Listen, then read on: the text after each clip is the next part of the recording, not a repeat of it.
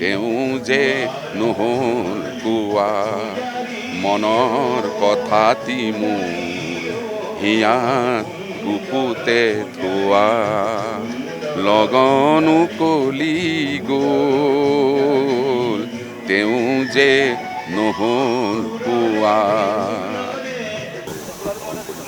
কলাগুৰু বিষ্ণু ৰাভাৰ মৃত্যু তিথি আজি আমি এই সমাধি ক্ষেত্ৰত সকলোৱে সমবেত হৈ এই মহান শিল্পীগৰাকীলৈ শ্ৰদ্ধাঞ্জলি জ্ঞাপন কৰিছোঁ।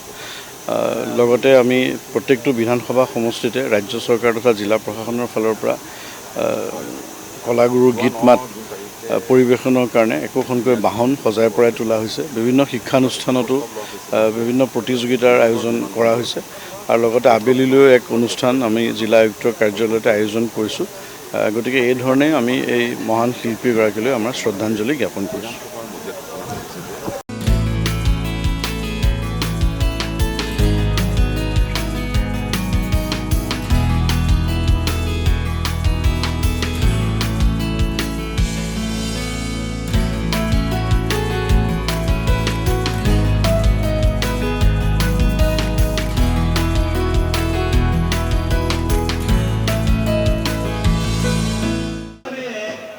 লগনো কলি গ'ল তেওঁ যে নহ'ল কোৱা মনৰ কথাটি মোৰ হিয়াত বুকুতে থোৱা লগনো কলি গ'ল তেওঁ যে নহ'ল কোৱা।